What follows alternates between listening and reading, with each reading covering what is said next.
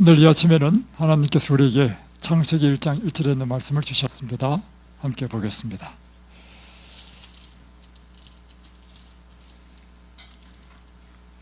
태초에 하나님이 천지를 창조하시니라.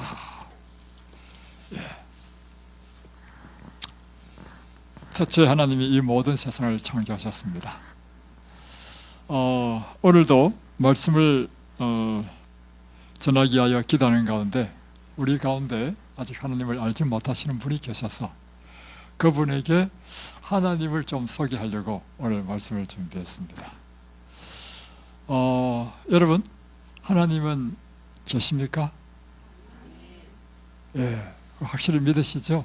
예. 자, 그러면 하나님이 계신지를 우리는 어떻게 알 수 있는가? 두 번째는, 그러면 그 하나님은 어떤 분이신가? 세 번째는, 그 하나님이 하신 일은 무엇인가?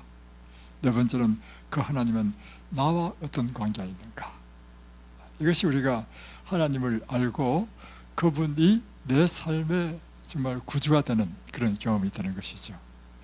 그래서 오늘은 하나님은 정말 계시는가 하는 가장 기초적인 내용을 좀 말씀드리고자 합니다. 우리가 이렇게 다른 사람들에게 하나님을 믿도록 전도를 해보면 불신이 가득 찬 세상 사람들은 이렇게 이야기합니다. 하나님이 어디 계신데? 내 눈에 좀 보여줘. 그러면 내가 하나님 믿겠다. 이렇게 아주 당돌하게 도전하는 사람을 만나보지 않았습니까? 저는 전도하면서 그런 사람을 많이 만났습니다. 여러분, 하나님은 눈에 보이지 않지 않습니까? 만져지지도 않고 우리 귀로 하나님의 음성을 들은 것도 아니고, 그런데 우리가 어떻게 하나님이 분명히 계신지를 알 수 있죠? 성경 말씀을 통하여.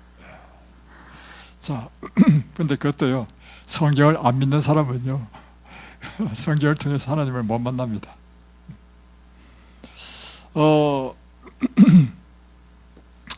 여러분, 우리 눈에는 보이지 않지만 확실히 존재하는 것이 이 세상에 얼마나 많이 있습니까? 여러분, 대표적인 것이 뭐죠? 예? 바람, 공기, 또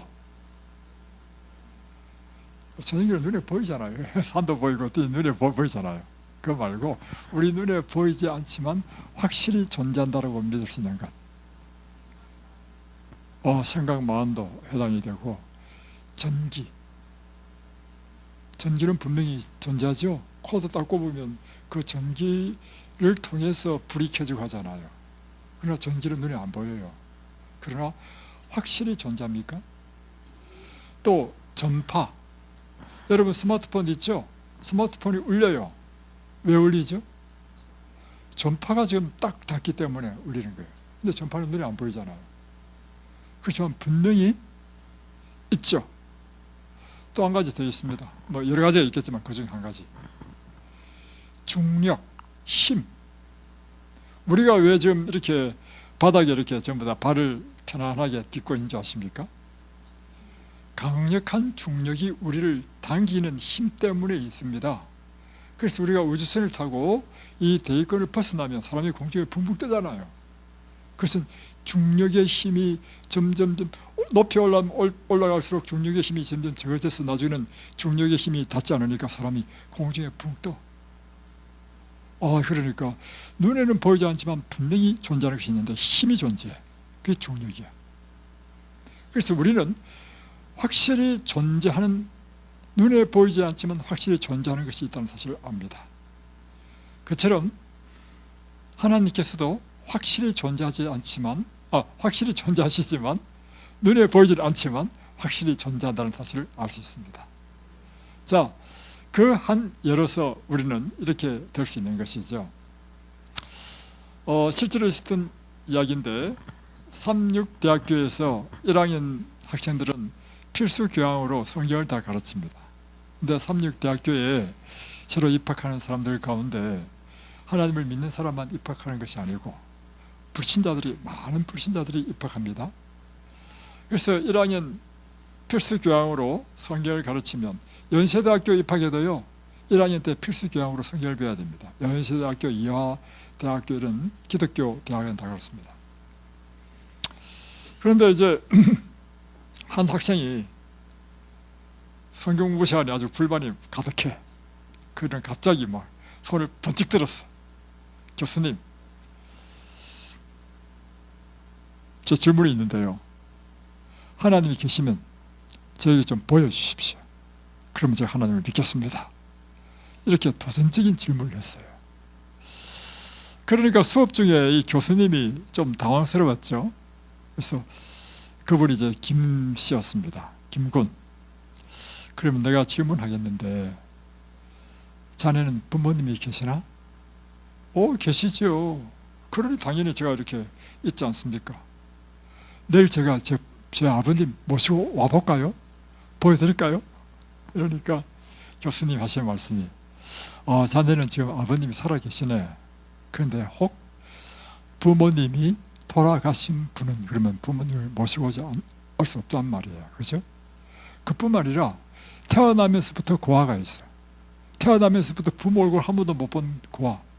그 사람에게는 그러면 부모가 없나요? 있죠. 그러니까 우리가 부모가 있는 이유는 나 자신이 존재하는 것 자체가 무엇의 증명이냐면 부모가 존재하기 때문에 내가 존재할 수 있다는 것입니다. 자, 마찬가지로 그래서 히브리서 한번 찾아보겠습니다.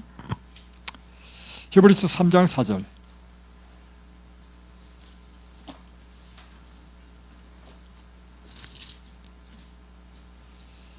히브리서 3장 4절을 보면 집마다 지은 이가 있으니 만물을 지으신 이는 하나님이시라.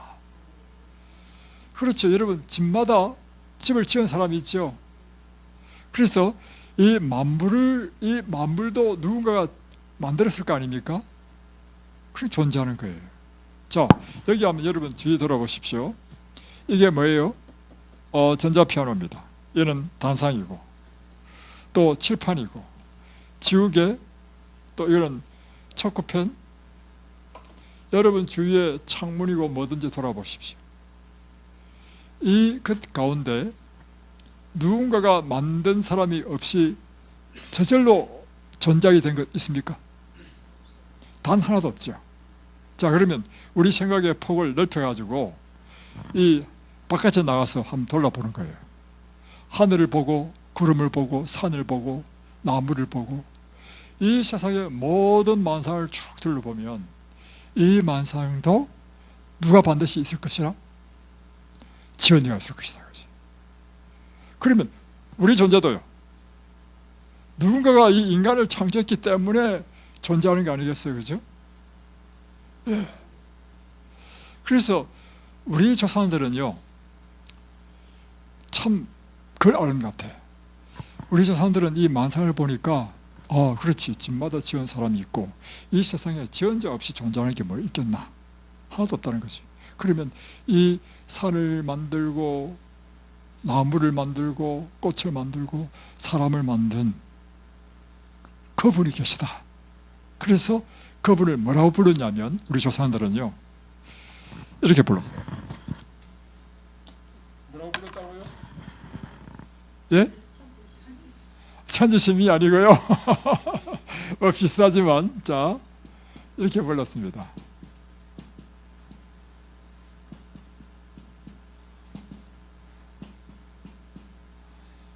조물주, 온갖 만물 만상을 만드신 주인이 계시다. 우리 조상들은 조물주가 있다는 조물주 신앙을 가지고 있었습니다. 그래서 아까 이야기하신 것처럼 그래서 그 조물주가 누구인지 모르지만 이분이 어디 계시다고? 하늘에 계시다. 그래서 천지신명 또는 삼신께 기도한다. 삼신이 이겁니다. 석삼자다가 이 신은 귀신 신자가 아니고요, 하나님이라는 뜻입니다. 세 분의 하나님이 있다는 것을 우리 조상은 그 옛날 성경도 없을 때 알았단 말이에요. 그래서 삼신에게 빌고 하잖아요.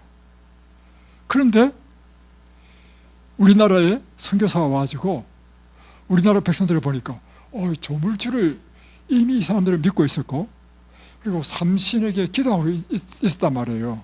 그래서 비가 안 오면 하늘 그 옥황상제에게, 그러니까 옥황, 하늘 위에 왕이 계시다.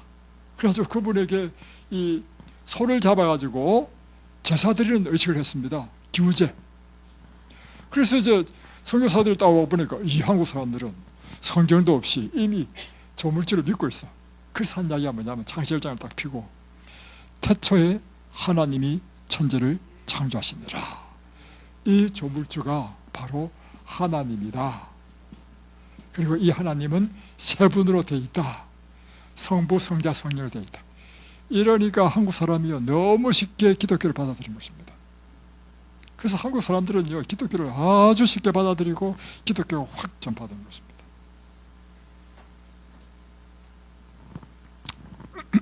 여러분, 그래서 성경은요 하나님께서 하나님의 존재를 나타내기 위해서 이렇게 이야기합니다. 이사야 40장 26절을 한번 보겠습니다.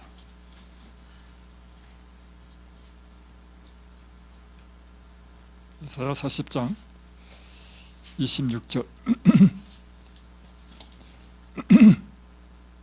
너희는 눈을 높이 들어 누가 이 모든 것을 창조하였나 보라. 주께서는 수요대로 만상을 이끌어내시고 그들의 모든 이름을 부르시나니 그의 권세가 크고 그의 능력이 강함으로 하나도 빠짐이 없느니라. 여러분, 여러분의 눈을 높이 들어서 이 모든 만물을 한번 바라보라는 것입니다. 그리고 이것이 누가 조물 창조했는가 생각해 보라는 것입니다. 바로 그분이 하나님이시다.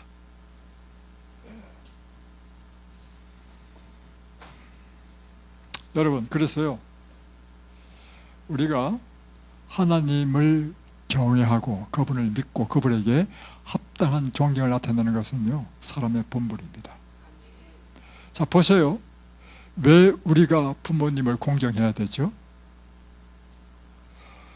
나를 낳아주셨다, 이 의미는 뭐냐면 내 존재를 있게 한 내 존재의 원인이야. 원인. 존재케 하신 분이야.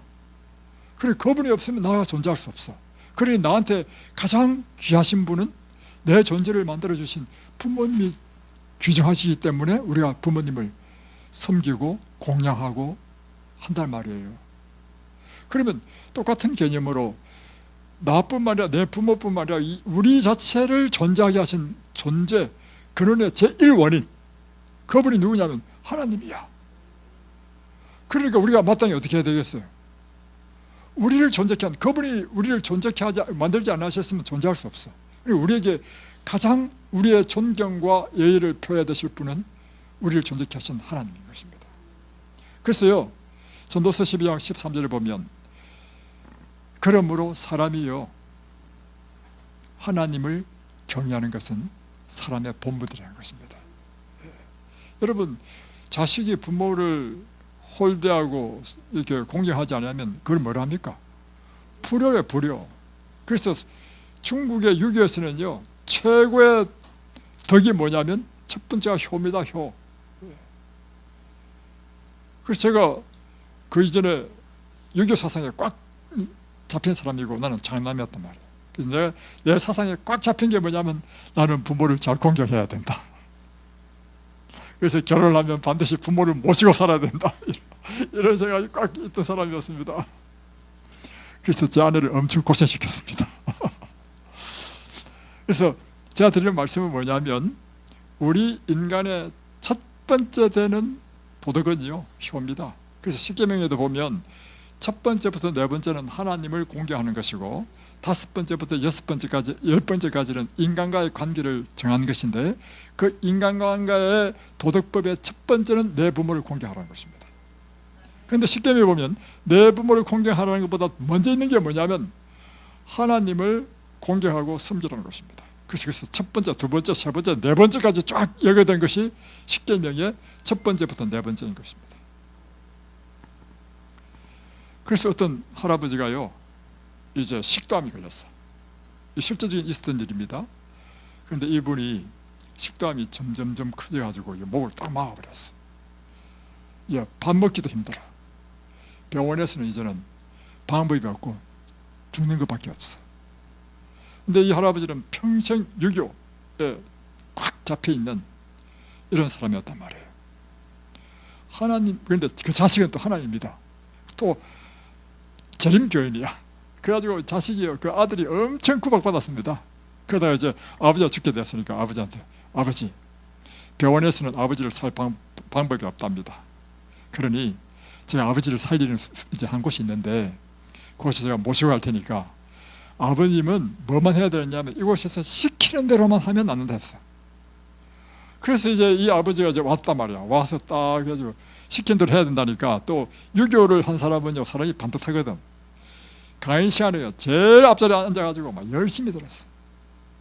그런데 이 요양원인데, 이 요양원에서 태초에 하나님의 천지를 창조하셨다 하고 하나님께서 우리를 만드시고 창조하셨다는 그 이야기를 쭉 하니까 이 할아버지 깨달음을 얻은 거야.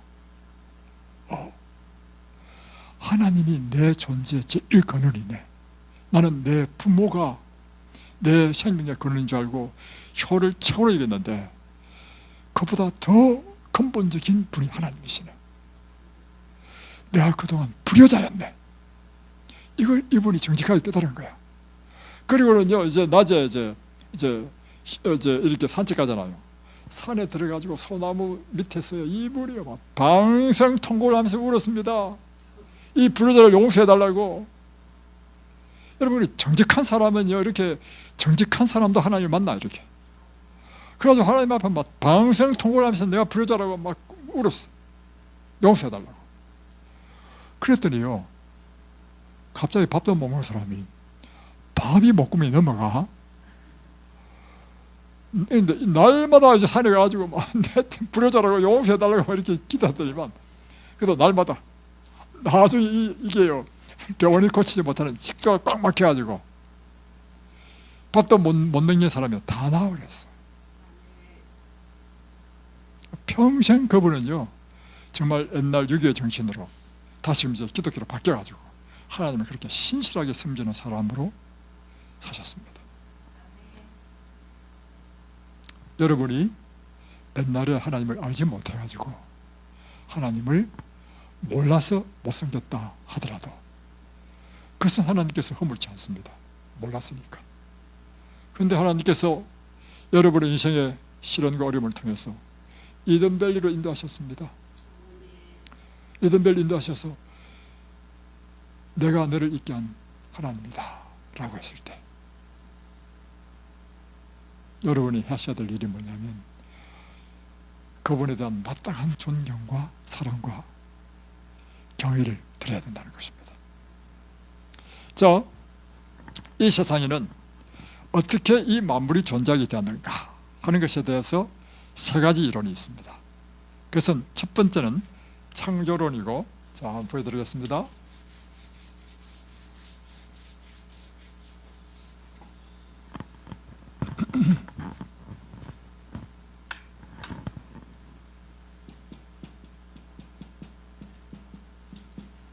이것은 하나님이 이 모든 세상 만물을 창조하셨다는 것이고, 두 번째는 진화론입니다. 진화론이란 무엇인가 하면 찰스 다윈이 이제 진화론을 이야기했는데 수억만 년 전에 잘 들으십시오. 이것이 그래서 오늘날 학생들이 가르치는 교과서, 중고등학교는 전부 다 진화론만 가르치죠. 창조론은 안 놉니다. 왜냐하면 창조론은 하나님이 세상을 창조했다니까 종교적인 것을 가르친다 해가지고 다 빼버려. 진화론만 가르쳐. 이는 하나님이 없으니까. 그럼 이것이 과학적이라고 생각해서 가르친단 말이에요. 그런데 지금부터 진화론이 어떤 것인지 가르칠 테니까 이게 진짜 과학적인지 한번 증명해 보십시오. 진화론의 시작은 이렇게 됩니다. 수억만 년 전에 빅뱅이라든가 오늘날 이야기하는 빅뱅이라든가 우주의 대폭발이라든가 이런 것으로 인해서 우연히 아주 단순한 생명체가 생겼다. 예를 들면 아메바처럼. 아메바는 굉장히 단순한 가장 단순한 생명체입니다. 그런데 이렇게 생긴 생명체가 점점 시간이 지나면서 적자생존, 이건 뭐냐면 점점 나쁜 것은 없어지고 좋은 것만 살아남는, 그래가지고 이것이 점점 발달해가지고 이제 식물이 되고 또 더 나아가서 파충류가 되고 다 생략합니다. 다음에 더 나아가지고는 이제 뭐가 된다 할까? 하여튼 그래서 나중에 이제 짐승이 되고 이 짐승도 점점 발전해서 원숭이가 되고 원숭이가 발달해가지고 사람이 됐다. 이게 진화론입니다. 수억만 년을 지나면서 이렇게 됐다. 자, 진화론이 과학적입니까? 비과학적입니까? 비과학적인 이유를 한번 설명해 보십시오.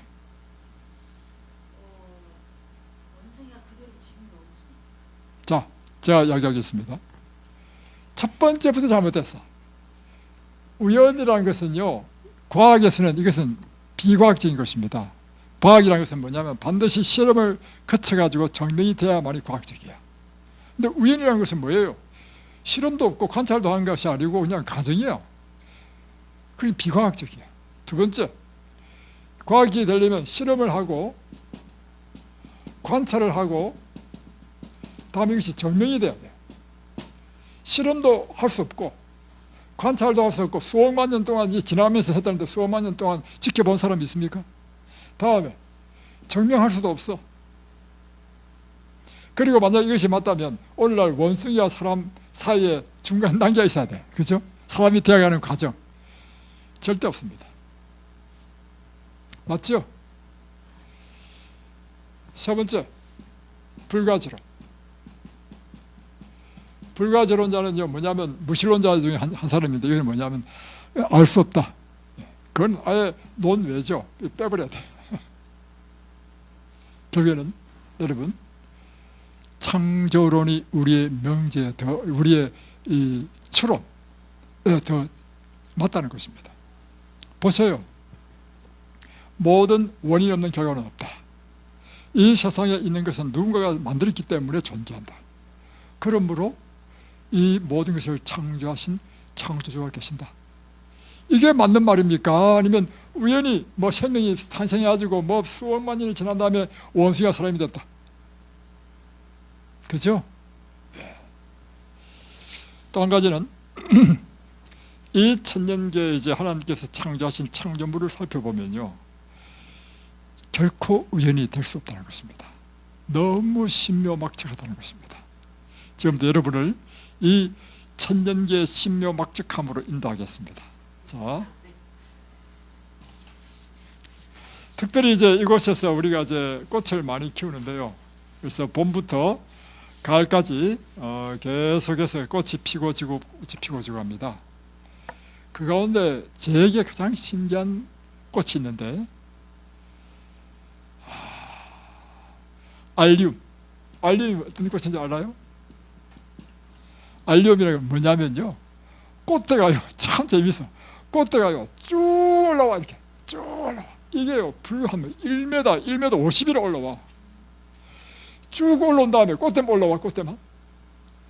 이러다가 맨 끝에 갑자기 꽃이 이만한 송이로 꽃이 확 피어. 전부 다 이게 다 꽃송이들이에요. 수많은 꽃송이들이 이루어진 거예요. 이 꽃 봤어요? 엄청 예쁘죠? 여러분 신비하지 않습니까? 이거 우연히 이렇게 될 수 있습니까? 하나님께서 설계하신 거예요. 설계해가지고 이 꽃은요, 꽃대가 쭉 올라왔다가 갑자기 꽃이 확 피게 했기 때문에, 다시 표현하면 이 모든 생물은요, 무엇에 의해서 조성되느냐면 유전자예요. 유전자. 이 식물에도 유전자가 있어요. 이 유전자에 설계된 것이 뭐냐면 일정한 온도, 일정한 햇볕의 양이 딱 주어지면 그때부터 발화를 한다. 그래서 딱 온도 주어지면 자기도 모르게 발화가 딱 시작돼. 그리고 발화할 때 꽃대가 쭉 올라온다. 꽃대가 쭉 자라는 거야. 그러다가 어느 때가 딱 되면 꽃이 확 피는 거야. 이것뿐만 아니라요, 봄이 되면 진달래를 보면 너무 신비합니다. 자, 보세요. 진달래는 철쭉보다 먼저 피죠. 근데 진달래는요, 나무가 앙상한 나무가 있어요. 잎도 피기 전에 꽃이 먼저 핍니다. 이게 이상하단 말이에요. 왜 이상하냐? 꽃이 피려면 잎이 먼저 펴가지고 탄소 동화작용을 해가지고 탄소 동화작용한 그 영양분으로 꽃이 피어야 될 거 아니에요. 그런데 진달래는요, 잎이 없는 상태에서 꽃이 다 펴.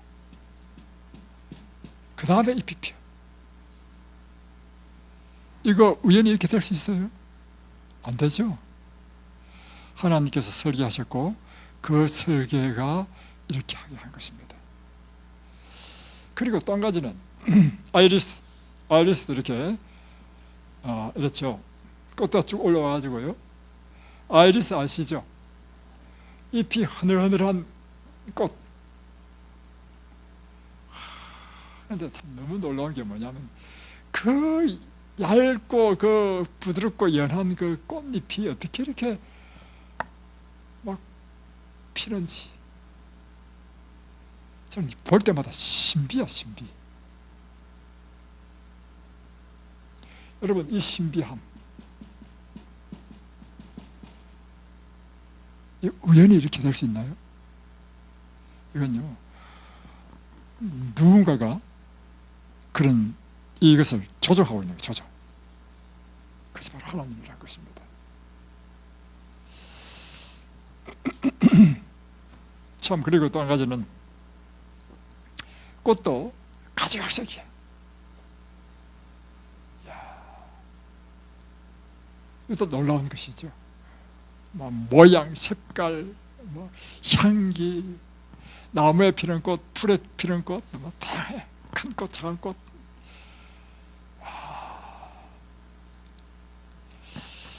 또 제가 정말 이 경외감을 느끼는 것이 있습니다. 저는 꽃보다도 더 경외감을 느끼는 게 뭐냐면 밤하늘의 별을 볼 때마다 제 마음은 경외감으로 가득 찹니다. 예, 왜냐하면 공중에 달려있다. 여러분 생각해 보세요. 이게 공중에 달아놓을 수 있겠습니까? 방법이 하나 있긴 있어. 끈으로 딱 연결해가지고 저 천장에 달아놔야 돼. 근데 끈도 없이 그냥 이것이 공중에 떠 있을 수 있겠어요? 별들이 전부 다 공중에 딱 떠 있는데 이것이요, 자리도 움직이지 않고 그 자리를 딱 지킨다는 거예요. 야, 또 하나는 지금 우리 지구만 하더라도 대단히 큰 땅을 때리잖아요. 그런데 우리가 발견한 바로는 우리 눈에 밤하늘 보이는 그 별은요, 이 지구와 비교할 수밖에 없는 몇백억 배의 크기의 별들이라. 근데 우리 눈에는 보면 몇 개 안 보이잖아요. 그런데 이 천체 만원경이 개발해가지고 확인해 본 결과 하늘에 별이 얼마나 많은지 헤아릴 수 없을 만큼 바다의 모래처럼 그렇게 별이 많다는 거예요. 여러분 그걸 기억하십시오. 우리 눈에는 별이 몇 개밖에 안 보이죠. 여러분의 눈에 보이는 것을 전부라 믿지 마십시오. 여러분의 눈으로 볼 수 있고 귀로 들을 수 있고 느낄 수 있는 것은요, 하나님께서 가지고 있는 이 세상의 극히 작은 일부분에 불과한 것입니다. 그러므로 여러분이 알고 있는 그 지식을 전부라 생각해가지고 고집부리지 마십시오. 그래서 소크라테스가 유명한 말을 했습니다. 너 자신을 알라. 그게 무슨 뜻이냐면 내가 정말 무지한 사람인 것을 알라는 뜻입니다. 그래서 여러분이 점점 우리가 알면 알수록 사람들이 뭘 깨닫냐면, 와, 나는 정말 아주 작은 존재고 내가 아는 것은 아무것도 아니다. 그렇게 깨닫게 되는 거예요. 그래서 아이작 뉴턴이 한 말이 있습니다. 아이작 뉴턴이 만류를 발견하고 놀라운 과학자입니다. 그가 한 말이 뭐냐면, 내가 발견한 것, 그것은 그 넓은 바다 모래가, 해변가에서 작은 조개 껍데기를 하나 주운 것에 불과하다. 이게 뉴턴이 한 말이에요. 그래서 하늘을 볼 때마다 와, 하나님은 위대하시다. 이걸 창조하신 분이 하나님이시다. 와, 저는 하늘 볼 때마다 밤마다 하늘 볼 때마다 경외합니다. 경외. 자, 이제는 또 인체 신비로 넘어갑니다. 우리가 이제 계속해서 건강을 위해서 이제 우리 뭐 소화기관이라든가 이런 걸 이제 신체 각 기관에 대해서 이제 우리 공부하잖아요. 어제는 또 혈관에 대해서 공부하고 했는데, 야, 인체 신비는요 놀랍습니다. 이게 어떻게 그냥 우연히 막 세월이 지나가지고 진화돼서 만들었다. 이건 말도 안 돼. 이건 하나님께서 정말 정교하게 놀라우신 분이 창조하지 않고서는 될 수 없는 거예요. 자, 인간의 생명이 어떻게 시작되는지 한번 보겠습니다. 인간의 생명은요, 난자의 정자가 보통 1억에서 3억 개의 정자가 사정이 돼가지고 그 가운데 한 개가 딱 난자를 만납니다. 이럴 때 이게 수정난이랍니다. 수정됐다는 거죠. 수정된 난자. 그러니까 처음 우리는요 뭐로 되냐면 난자라는 것에 정자가 하나 딱 수정된 수정난 세포 한 개, 세포 한 개로 시작됐습니다. 그런데 이 난자의 크기가 얼마냐? 제가 보니까 난자 크기가 얼마냐면 100 마이크로메타입니다. 100 마이크로메타는 것은 뭐냐면 마이크로는 100만이거든요. 100만 분의 100 메타입니다. 길이가, 크기가, 지름이. 그런데 보통 세포 하나의 크기가요 10에서 30 마이크로거든요. 이 중에 가장 큰 세포가 뭐냐면 난자세포라는 거야. 우리 몸에 있는 세포의 대부분 평균치가 10에서 30인데 가장 큰 세포가 난자세포인데 남자세포가 100 마이크로메타인데 100 마이크로메타면 100만 분의 100 메타야, 지름이. 눈에 볼 수 있겠습니까? 눈에 세포 한 개를 눈에 볼 수 없는 것입니다. 이 세포 한 개로부터 시작해가지고요 세포 분열하는데 2개로 분열해. 다음에 또 이게 2개로 됐다가 또 각자 분열하니까 4개가 되죠. 또 분열하니까 8개가 되죠. 이렇게 해가지고 세포 분열하는데 10개월 만에 몇 개 되느냐면 60쪽이가 돼버려요. 60쪽이. 그리고 또 신기한 게 뭐냐면 처음에는 모양도 난자 동그란 하나밖에 없단 말이에요. 이것이 어머니 태속이에요. 점점점 세포 분열을 해가지고 세포수가 증가하면서 뭐가 되냐면 코가 생기고 눈이 생기고 몸에 팔이 생기고 손이 생기고 세상에. 여러분 이거를 우연히 저거 우연히 저렇게 되는 거야. 원래 저렇게 되는 거야. 이게 더 과학적입니까? 이야, 하나님은 놀라우신 분이시다. 이게 여러분 생각할 때 더 상식적입니까? 그렇죠? 이렇게 해서요 60쪽에 사람이 됐어. 그런데 여러분 보세요.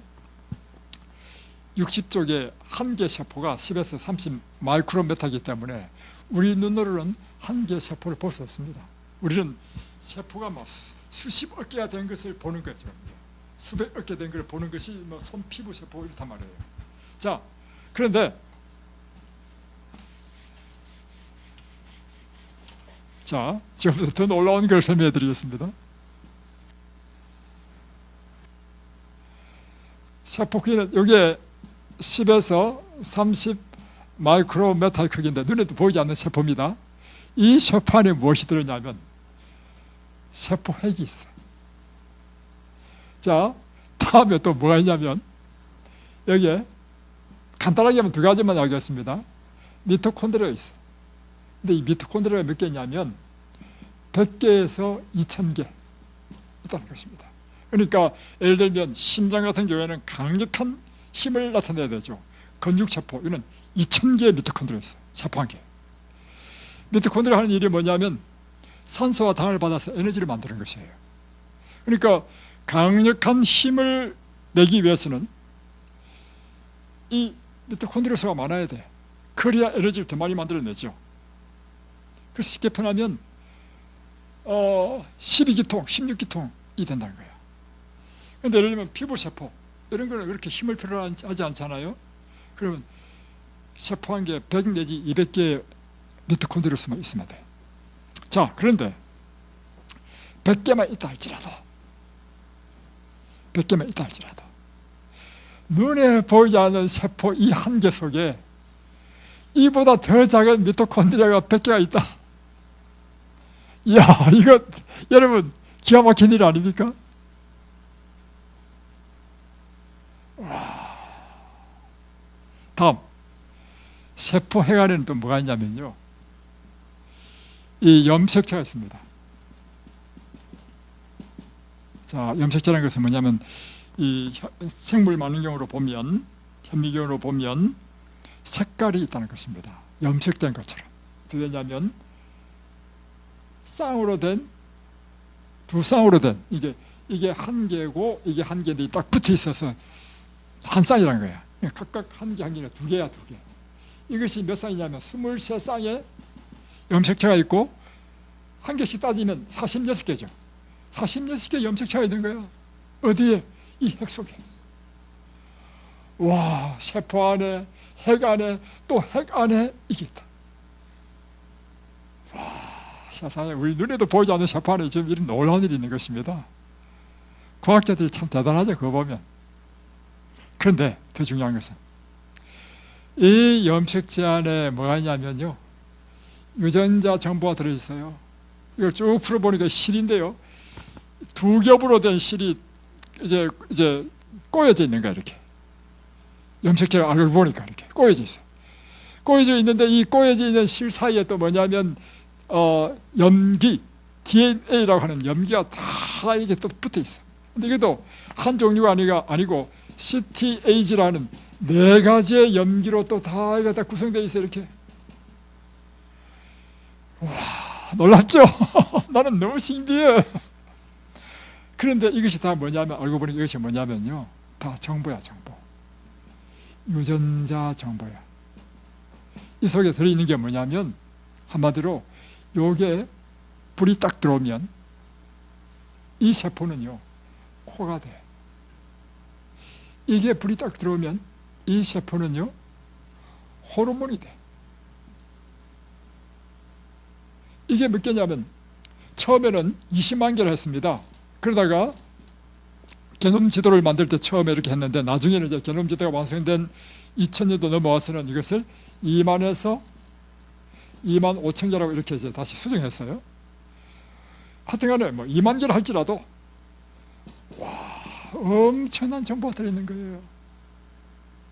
그러니까 우리는 지금 우리 몸을 이루고 있는 이것은요, 눈이든 코든 입이든 알고 보면 똑같은 세포야. 무엇이 차이냐? 이 세포 속에 무엇에 불이 켜졌냐에 따라서 눈이 되고 코가 됐을 뿐입니다. 자, 여러분, 이런 신묘막측한 인간의 몸이 어떻게 의인이 됐겠습니까? 정말 이것은 하나님께서 우리를 이렇게 창조하지 않고서는 됐을 수 없죠. 예. 그리고 또 한 가지는 더 놀라운 사실은 이것입니다. 자, 사람이 태 속에서 애가 만들어지는데, 자, 이 어머니의 자궁입니다. 태 속에 이제 애가 처음에 이제 하나의 세포가 분열되면서 점점 사람 모습 만들잖아요. 어떻게 이 세포 이 중에서 어떤 것은 정확하게 코가 될 위치에 그 코가 되는 그 유전자의 불을 딱 켜고, 어떤 데는 손이 돼야 되고 손이 되도록 딱 켜고, 어떤 데는 심장 되도록 불을 켜냐 말이에요. 여러분이 켰습니까? 여러분이 엄마 태 속에서 그렇게 불을 켜고 끄고 했습니까? 누가 하셨습니까? 그러니 우리는요, 내가 인정하든 인정하지 않든 간에 처음부터 마지막까지 누구 은혜로 지금까지 존재했습니까? 그런데 내가 하나님 알지 못하고 살았다. 여러분, 이것보다 더 불효자가 됐습니까? 그게 불효야. 다음, 이제 또 세대를 한번 보겠습니다. 그래서 시편 131편에 보면 우리를 지으심이 신묘막측하다 이렇게 표현되잖아요. 장부를 지으심. 자,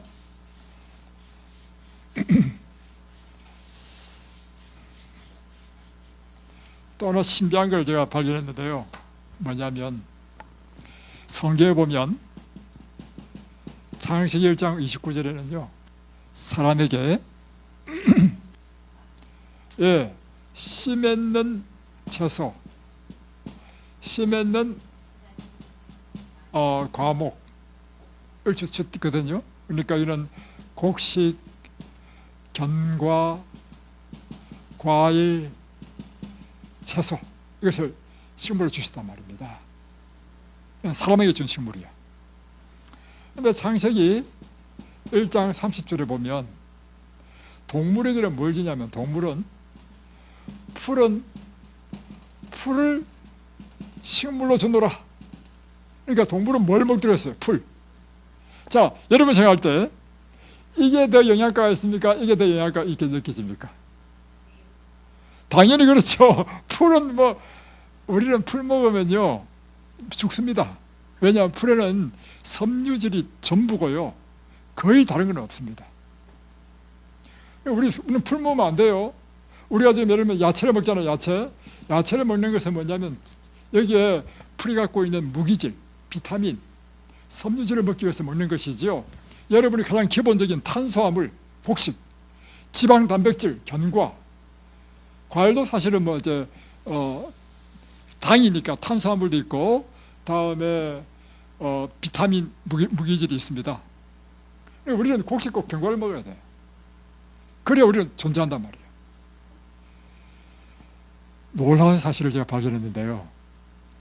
소는 풀을 먹어도 사람보다 더 살이 찌고 보세요. 뼈는 더 튼튼하고 힘은 더 세잖아요. 그 이유가 뭘까? 놀라운 사실은 뭐냐면 하나님께서요 사람에게는 이 섬유질을 소화시키는 효소가 안 나와요. 섬유질은 우리 몸에 이 중금속을 흡수하고 다음에 수분을 조절하고 당을 조절하고 다음에 장 청소를 쫙 해서 쾌변을 누게 하는 기능입니다. 그런데 초식동물은요 이 섬유질, 풀이 다 섬유질이에요. 이 섬유질에 그 몸에서 뭐가 나오냐면 효소가 나와요. 이 효소가 나와가지고 섬유질에서 탄수화물을 만들어내고 지방을 만들어내고 단백질을 만들어냅니다. 이야, 뭐 때문에요? 효소. 근데 사람에는 이 효소가 안 나와. 여러분 이것을 우연이라고 할 수 있습니까? 하나님께서 그렇게 설계하신 것입니다. 놀라운 신비가 아니겠어요? 또 한 가지 더.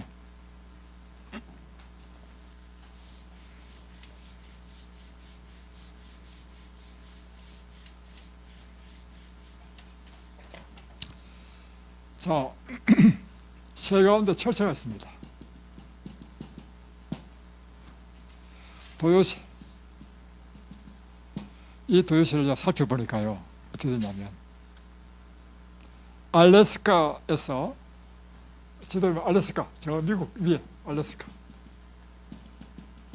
다음에 적도를 넘어가지고 이 남반구에 있는 뉴질랜드 여기까지 날아가고 날아온다는 것입니다. 근데 이 거리가 얼마냐? 11,000에서 12,000km야. 이 엄청난 거리잖아요. 그런데 보니까 이 도요새가 9일에서 10일간 쉬지도 않고 밤낮으로 날아가지고 한 번도 쉬지 않고 논스톱 비행해서 온다는 거예요. 와, 세상에. 잠도 안 자. 그리고 그렇게 계산을 해봤어. 하루에 몇 킬로를 달려야 되느냐? 하루에 1,000km를 날아야 돼. 와, 대단하잖아요. 쉬지도 않고. 다음 두 번째. 이 도요새가 알래스카에서 이제 부활을 해가지고 이제 날아가는데 이게 뭐 내비게이션이 있습니까? 내비게이션을 보고 갑니까? 이야, 신기하잖아요. 이거 우연히 이렇게 될 수 있습니까? 하나님은 정말 살아계십니까? 우리는 그래서 천년계를 통해서 분명히 알 수 있는 것은 하나님 살아계시다. 욥기서 12장을 보겠습니다.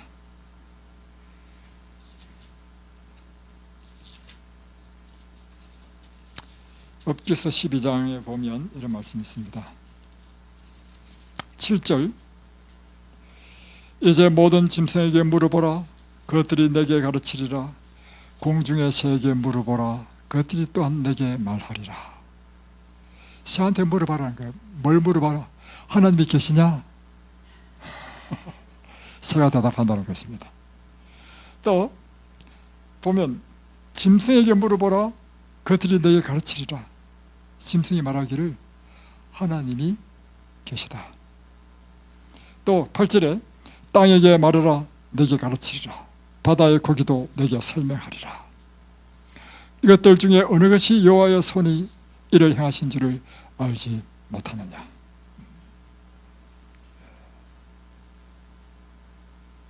하나님은 계신가요? 이제 마지막 한 가지만 하고 마치도록 하겠습니다.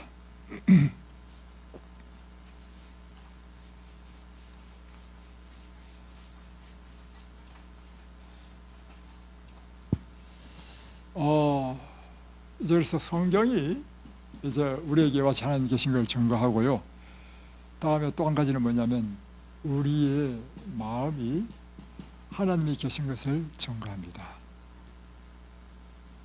우리가 큰 위기를 당했을 때 제일 먼저 누구를 찾죠? 하나님을 안 믿을 때도 불렀습니까? 네, 그렇습니다.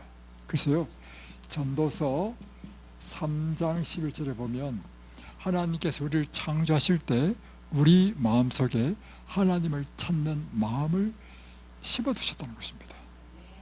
그래서 아무리 완악한 사람이라 할지라도요, 약간 위급할 때는요, 엄마하고 합니다. 엄마 하잖아요. 엄마 찾잖아요. 정말 위급한 상황이 딱 닿으면요, 하나님 합니다. 하나님. 다음 마지막으로 영적인 경험. 영적인 경험을 통해서 우리는 하나님이 계시다는 걸 알 수 있는 것입니다. 안다는 것입니다. 하나님 눈에 안 보이시죠? 우리가 기도할 때 하나님이 내 기도를 들으시는지도 잘 모르겠어, 사실은. 그렇죠? 그러나 분명한 사실은 우리가 기도하게 되면 하나님께서 우리의 기도를 응답하심으로 하나님이 계시는구나. 그래서 눈에 보이지 않지만 존재하는 것이 됐죠. 전파, 전기, 중력의 힘. 그처럼 눈에 보이진 않는 하나님을 우리가 느낄 수 있는 것이 있는데, 기도할 때 그 기도의 응답을 통해서 하나님 내 기도를 들으시는구나, 계시는구나. 그래서 여러분이 지금까지 예수를 믿고 몇십 년 지날 수 있었던 이유는 무엇인가 하면요, 여러분이 끊임없이 그 하나님을 만나왔기 때문에 지금 몇십 년 동안 믿을 수 있는 것입니다. 여러분이 그런 경험이 없이 어떻게 몇십 년 예수를 믿을 수 있습니까? 여러분도 다 경험 다 있죠? 저 한 경험을 이야기하겠습니다. 안면도에 한 교회에서 이제 아주 옛날에 있었던 일입니다. 실제로 우리 재림교회에서 있었던 일인데, 그 교회가 이제 건물이 낡아서 교회를 다시 건축을 하기로 결정했습니다. 그리고 교인들에게 이제 건축 헌금을 이제 작정을 하기로 했는데, 그 교회에 할머니 집사님이 한 분 계셨습니다. 아들은 교인이 아니고 혼자만 교회에 나오는 분이신데, 자기가 이 교회에 이렇게 늘 와서 은혜 받는데, 교회를 지을 때 나도 그 교회 건축에 좀 함께 참여하고 싶은 마음이 간절한 거예요. 그런데 자기는 경제적인 일을 하지 않기 때문에 돈이 없어. 아들과 함께 살고 아들이 뭐 다 생계를 다 유지하니까 그렇게 생활하다 보니까 건축 헌금을 드릴 돈이 없단 말이에요. 그래서 이 할머니가 그때부터 기도했습니다. 하나님, 저도 하나님의 성전을 짓는데 좀 뭔가 이 건축 헌금을 하고 싶습니다. 근데 저는 돈이 없습니다. 어떻게 하면 되겠습니까? 하고 기도를 계속 하고 있었어요. 어느 날 아들하고 같이 식사를 하는데 아들이 이야기하면서 엄마, 재수가 참 없어. 뭔데? 우리 암송아지를 수정을 시켰는데 새끼가, 암소는 그 당시에 암소가 한 마리에 100만 원이었고 수소는 50만 원밖에 안 간답니다. 근데 기왕이면 암소가 잉태하면 더 이익이잖아요. 그런데 이게 수의사가 수정을 딱 시키면요, 이 소는요 100% 정확하대. 바로 며칠 만에 알 수 있대. 이게 암송아지인지 수송아지인지. 그런데 딱 수정했는데 수송아지라는 거야, 잉태한 새끼가. 재수 없다고 그렇게 하는 거야. 그러니까 그 말 딱 듣는 순간 이 할머니가요 번뜩 지가 떠올랐어. 아들아, 내가 지금부터 기도해가지고 암송아지를 만들면, 수송아지 암송아지가 되면 그 50만 원에서 100만 원 뛰니까 그 차익 50만 원 나한테 달라. 내가 사실 이만저만 해가지고 교회에서 교회 건축 헌금을 하는데 내가 못해가지고 기도했는데 내가 기도해서 그 암송아지 만들어 줄게. 그러니까 이 아들이, 어머니 그런 일은 절대 있을 수 없다고. 아니다, 내가 한번 해보겠다. 뭐 나는 믿어봤자 본전이니까 그래서 암송아지 되면 드리겠다 했어요. 그때부터 이 할머니가요, 원래 송아지는 임신한 다음에 몇 개월 만에 출산하죠? 예, 그러니까 사주를 한 달로 해가지고 10달이라는데 사실은 달수로 하면 9개월 정도 됩니다. 이 할머니가 하나와 똑같아요. 소는 날마다 기도한 거야. 하나님, 그 수송아지를 암송아지로 만들어 달라고. 내가 하나님께 성전을 짓는데 건축하고 싶다고. 날마다 기도했어. 날마다. 드디어 이제 이 송아지가 새끼를 낳을 때 됐어. 이제 아들은 바깥에서 새끼 받는다고 준비하고 있어. 이 할머니는 마음이 졸여가지고 밖에도 못 나가. 방 안에서 기도만 하는 거야. 근데 드디어 소리가 들려. 어머니, 새끼가 나옵니다 하는 거야. 그래서 암송아지. 네? 하는 거야. 그래서 어머니, 암송아지가 나옵니다. 그러니까 이 할머니가 막 눈물이 막 쏟아지면서 하나님 감사하다고 확 기도했어. 그러더니만 좀 더 있다가 어머니, 한 마리 더 나옵니다. 암송아지 쌍둥이 났어, 쌍둥이.